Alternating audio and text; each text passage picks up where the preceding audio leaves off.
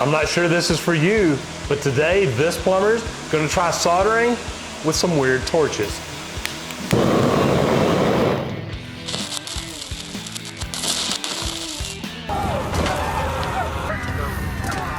All right, so we're gonna get started here. I've got some pieces that I'm gonna play around with, but we're gonna try to solder with things that we normally wouldn't solder with.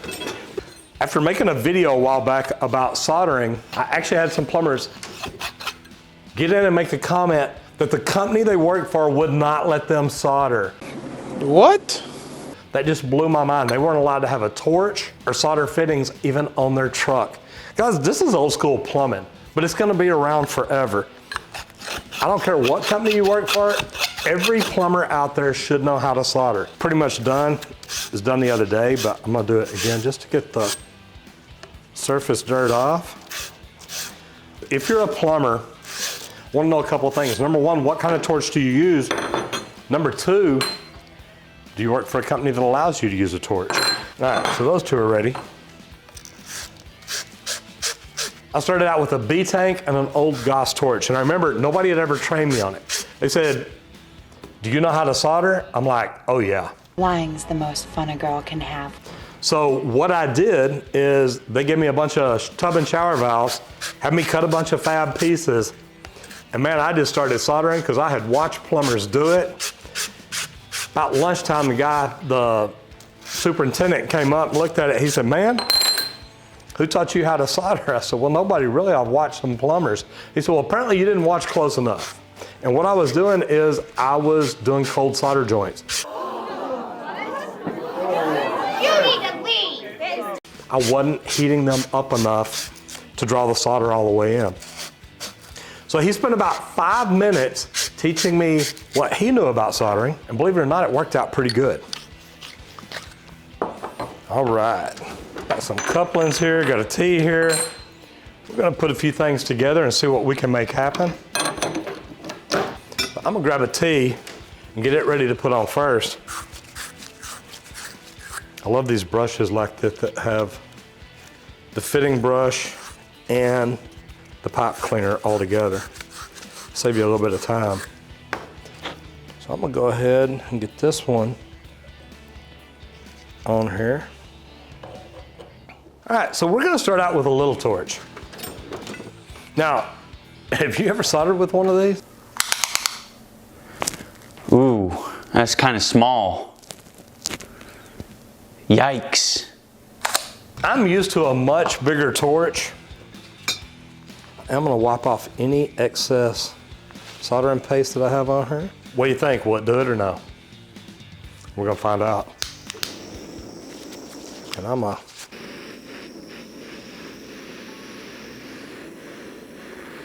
I've got to tell you, it looks like it's heating up. I don't feel the normal heat coming off of it like you would with a bigger torch.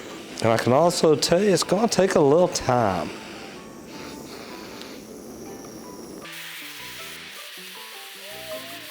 If it gets hot enough.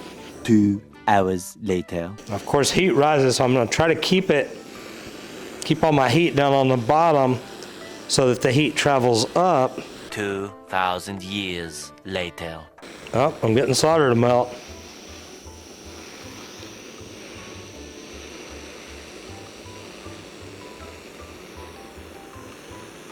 It ain't melting fast, but it's melting. How long is this going to take? Now it's getting there. Now it's definitely not running like it would if you had a super hot torch here. And I keep moving my flame around to try to keep the heat moving, or to keep it where it's heating a bigger surface, because you don't want to hit it out here on the edge. You want it to draw all the way in like it should. All right, well, it took a little time, but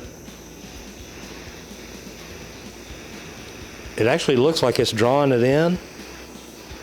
So we might have got a decent solder joint here.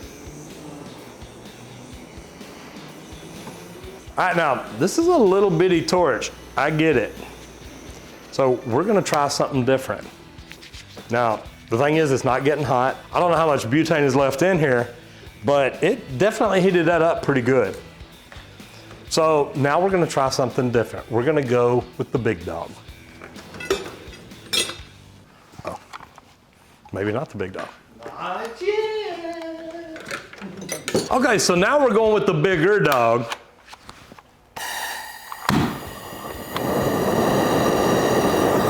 See how this one does.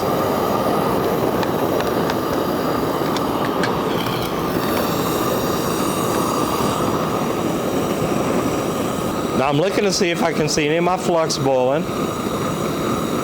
Or since I've already made a joint over here, I can look and see if my solder is starting to get wet.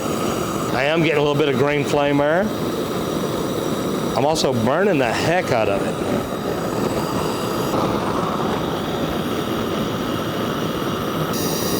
Yeah, this top fitting I burned up pretty good. So this one does get hot enough pretty dadgum quick.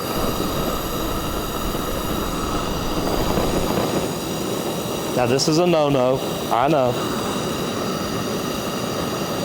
Naughty, naughty. But I have seen plumbers do it before.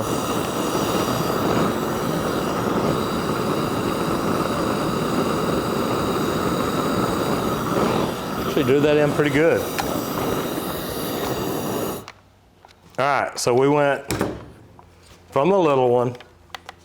Well, that's not really the big dog, but we got one.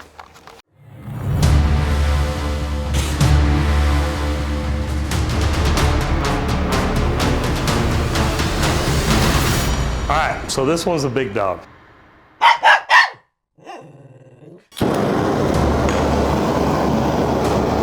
right.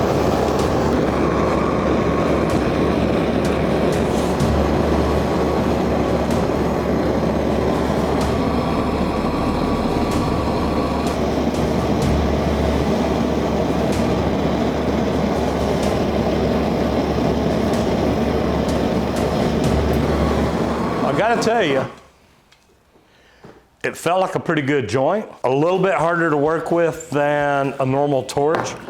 You had a little more control with this, and I probably could have turned the other one down. As you saw, we did the little bitty crack pipe lighter. We did blue, and then we did the big dog. And I tell you what, man, I already messed it up. Got a little solder on it. Oh well, didn't stick. In a situation, could you use something like this if you had to? Probably so. Would it be smarter to carry an extra B tank with you? Definitely so. You can use a lot of different things, but the one thing I'd tell you, always make sure you get a good solder joint. Probably wouldn't try a lot of these out in the field. But if you're a plumber and this is something you've done, let me know what have you used to make a solder joint. I'd love to hear your story.